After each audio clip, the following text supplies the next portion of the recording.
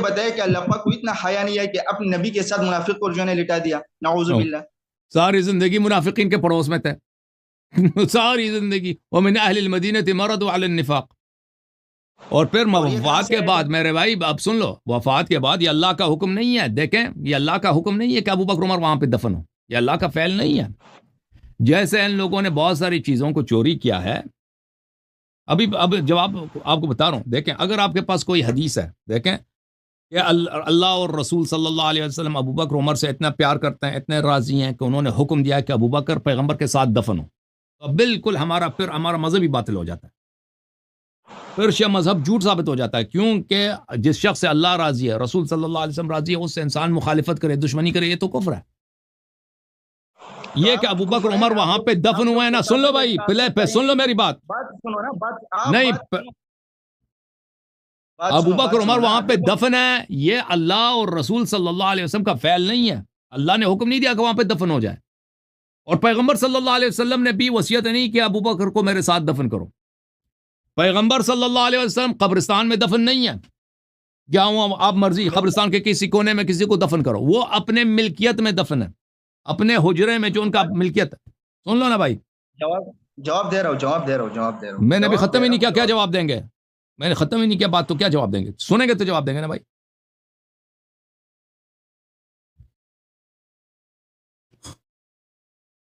پٹھان سن لو بھائی، پٹھان صاحب سن لو، بات سمجھ لو، پھر رد کرو نا. رسول صلی اللہ علیہ وسلم قبرستان میں دفن ہے بھائی. قبرستان جو ہے نا سب کا مشترکہ گھر ہے بھائی، وقف ہے، جو بھی ادھر مسلمان ہے دفن کر دو بھائی. قبرستان میں وہ اپنے گھر میں دفن ہے. کب پیغمبر صلی اللہ علیہ وآلہ وسلم نے حکم دیا کہ ابو بکر کو وہاں پہ دفن کرے میرے ساتھ، یا عمر کو وہاں پہ دفن کیا جائے؟ یہ کوئی حکم، ان کا آواز بلند کرو. یہ کیا کہہ رہا ہے یہ پٹھانی؟ او پٹھانے کا آواز بلند کرو بھائی. میوٹ کھول دو ان کا، میوٹ اپنا کھول دو بھائی. تم نے اپنے آپ کو میوٹ کیا. بات کریں، آواز آ رہی ہے میرے؟ آ رہی ہے، بات کرو. آپ صلی اللہ علیہ وسلم نے فرمایا، حدیث شریف کا مفہوم ہے کہ کل قیامت میں دن جب میں اٹھوں گا تو ایک طرف ابو بکر ہوگا، ایک طرف عمر ہوگا. اور آپ صلی اللہ علیہ وسلم کا حدیث شریف کا مفہوم بھائی گھر میں انہوں نے دفن ہوئے نا، کب انہوں نے کہا ابو بکر عمر کو میرے ساتھ دفن کرو؟ یہ مجھے حدیث دکھاؤ. اچھا، یہ اجرا کس کا تھا؟ میاں رضی اللہ تعالیٰ عنہ کا نہیں تھا؟ نہیں، پیغمبر کا اپنا گھر ہے. پیغمبر کا نہیں تھا. جو ازواج کے جو حجرات ہیں وہ ازواج کی ملکیت نہیں ہے بھائی، وہ رسول صلی اللہ علیہ وسلم کی ملکیت ہیں.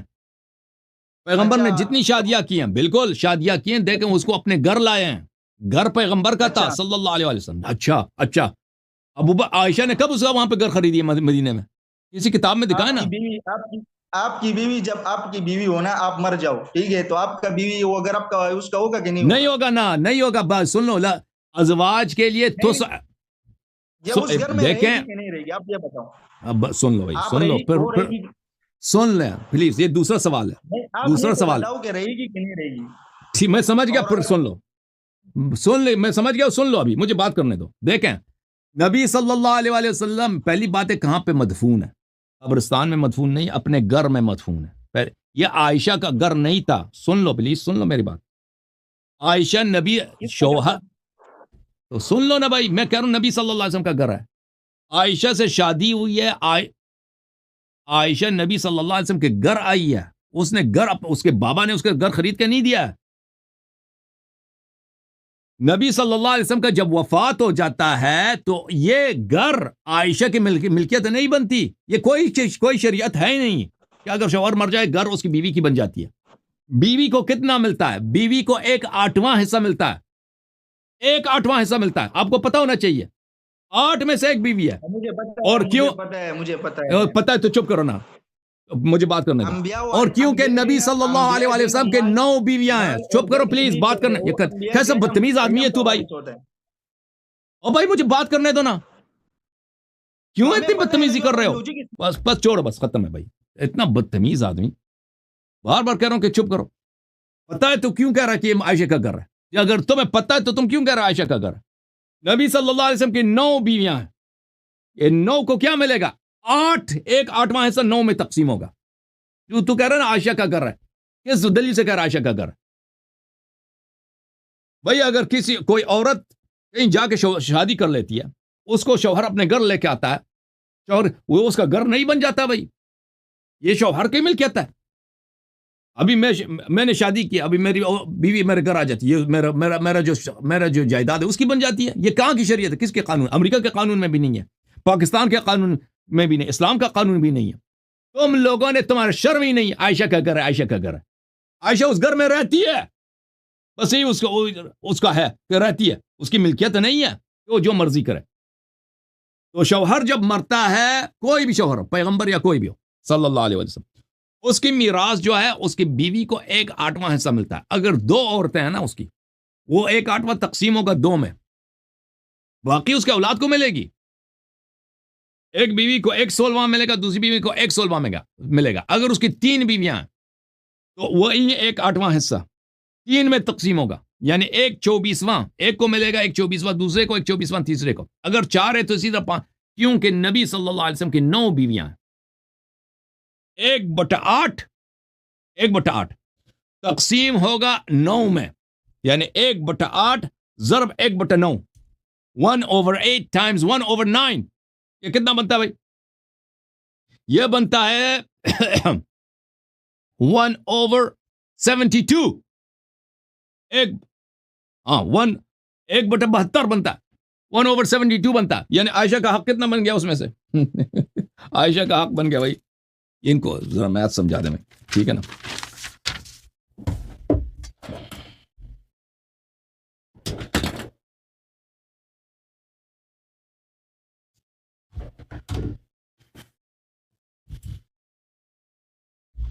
بھائی صاحب, عائشہ کا 1/8 عائشہ کو ملے گا نا, 1/8 ٹائمز 1/9, کیونکہ نبی صلی اللہ علیہ وسلم کے 9 بیویاں ہیں, 1/72. عائشہ کا جو حق بنتا ہے 1/72. 1/72 کا کیا مقصد ہے؟ یعنی تقریباً بنتا ہے 1.28%. ہاں, عائشہ کا حق کتنا بنتا ہے؟ 100 میں سے 1% سے کچھ زیادہ, 1.25%. عائشہ کا حق بنتا ہے. عائشہ کا گھر ہے, عائشہ کا گھر ہے, عائشہ کا کچھ بھی نہیں, عائشہ کو کچھ بھی نہیں. پھر الگ بات ہے کہ اس کو وہ عائشہ کو وہ بھی نہیں ملے گا, کیونکہ عائشہ کو اس کی قیمت ملے گی, ٹھیک ہے نا.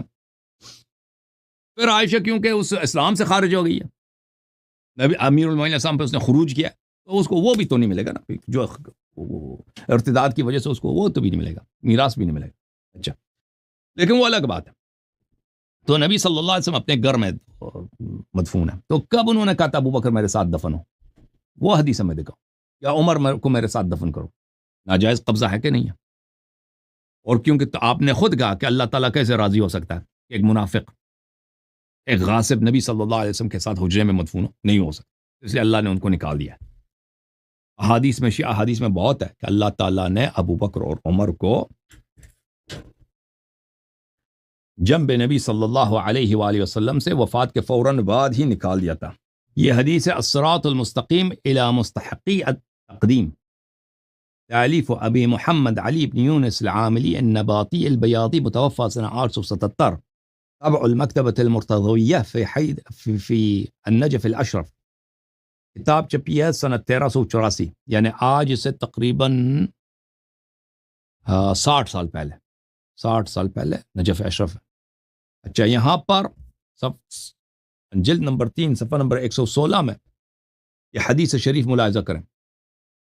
روا عاصم ابن حمید عن صفوان عن الصادق علیہ السلام, حضرت امام جعفر صادق علیہ السلام سے یہ حدیث ہے, انہما لم یبیتا معه الا لیلہ, یہ دونوں رسول پاک صلی اللہ علیہ وسلم کے صرف ایک رات رہے ہیں. ایک رات ابو بکر, ایک رات عمر.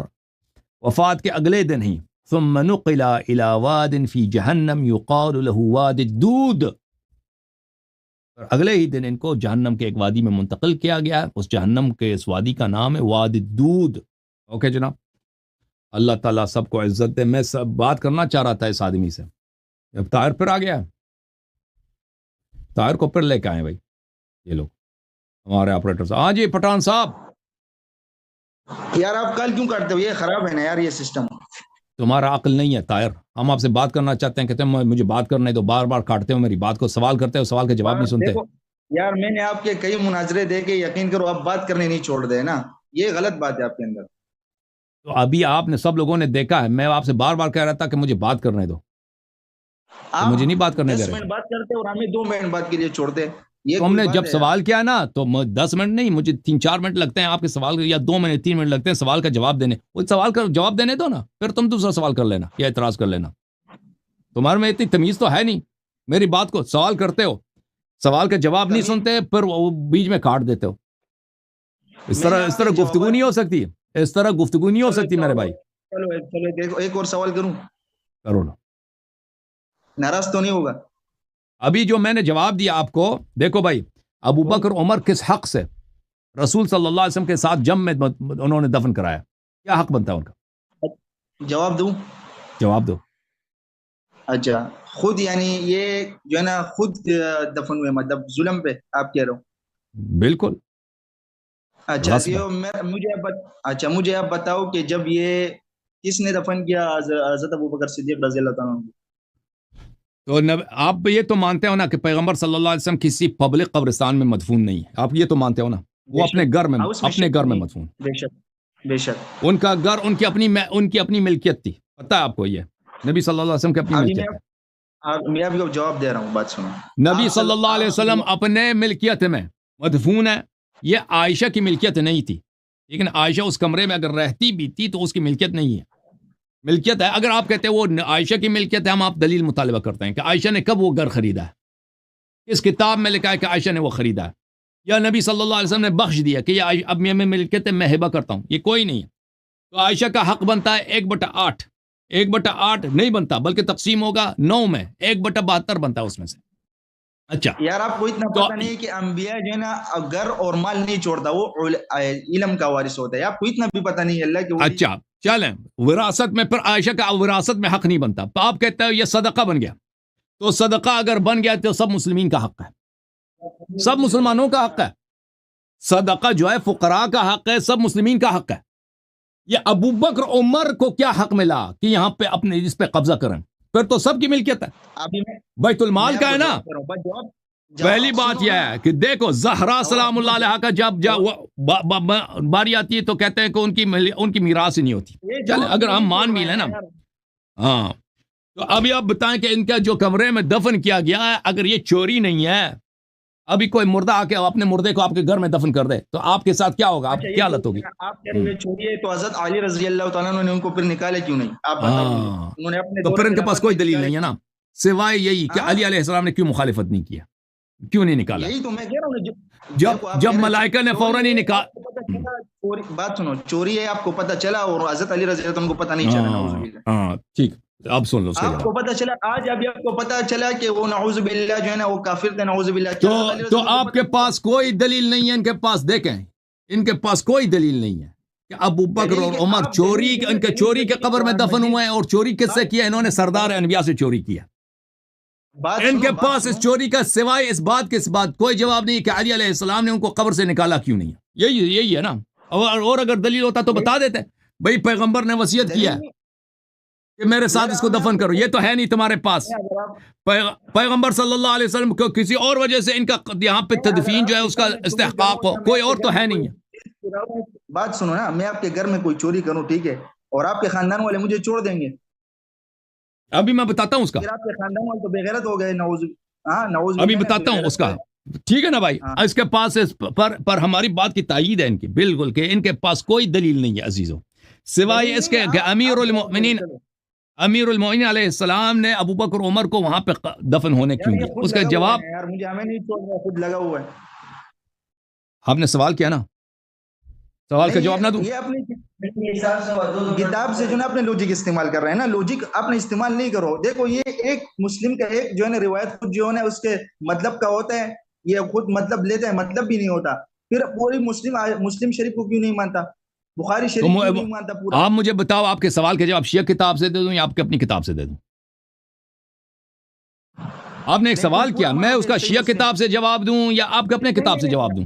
یہی تو پھر بات ہے کہ بعض کتاب پر ایمان لاتے اور بعض کو چھوڑتے ہیں, وہی بات ہو گئی. اور بھائی میں کیسے جواب دے دوں؟ شیعہ کتاب سے بھی جواب نہ، عمری کتاب سے بھی نہ جواب نہ دوں؟ آپ نے ایک سوال کیا کیا؟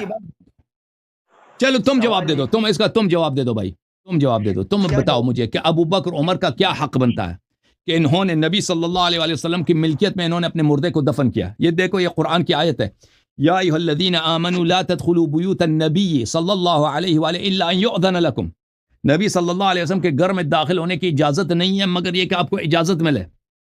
انہوں نے مردہ دفن کیا، انہوں نے نبی صلی اللہ علیہ وسلم کے گھر میں مردہ دفن کیا، کس کی اجازت سے؟ کب پیغمبر نے اجازت دی تھی؟ سسر تھے کہ نہیں تھے؟ اور بھائی سسر کو حق ہے کہ آپ کی مال پہ قبضہ کر لے؟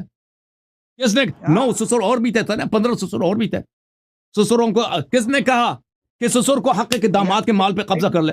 سسر ہے۔ استدلال لیتے ہیں نا اپنے لوجک پہ، نا آپ لوگ اپنے لوجک پہ استدلال لیتے ہیں۔ او پٹھان بھائی، او پٹھان بھائی، او پٹھان بھائی، او پٹھان، ایمان لاؤ، ایمان لاؤ، ایمان لاؤ، ایمان لاؤ، مسلمان بن جاؤ۔ سسر تھے، سسر تھے، او ایک سسر ان کا یہودی بھی تھا، او بھائی صفیہ بنت حیی ابن اخطب، اور نبی صلی اللہ علیہ وسلم کا سسر یہودی تھا کہ نہیں تھا؟ سسر ہے، سسر ہے، سسر۔ اب سسر ہو گیا تو کوئی ضروری ہے کہ سسر کو ساتھ دفنانا بھی ہے ہم نے؟ یہ کیا مصیبت ہے؟ سسر ہے، سسر کو ضروری ہے سسر کو ساتھ دفنا لینا؟ سسر آ گیا، بڑا سسر آ گیا۔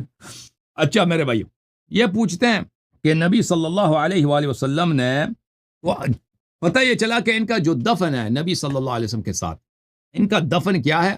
غیر شرعی ہے، غیر شرعی ہے۔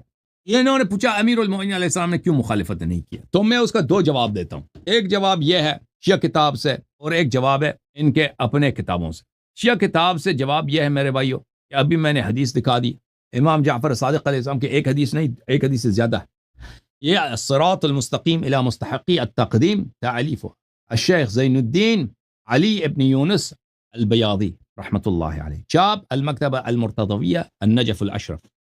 یہاں پہ ملاحظہ فرمائیے، صفحہ نمبر 116 میں، جلد نمبر 3 میں حضرت امام جعفر صادق علیہ السلام کا فرمان ہے، ٹھیک ہے نا، انہما لم یبیتا معه الا لیلہ ثم نقلا الى واد فی جہنم یقال له واد الدود۔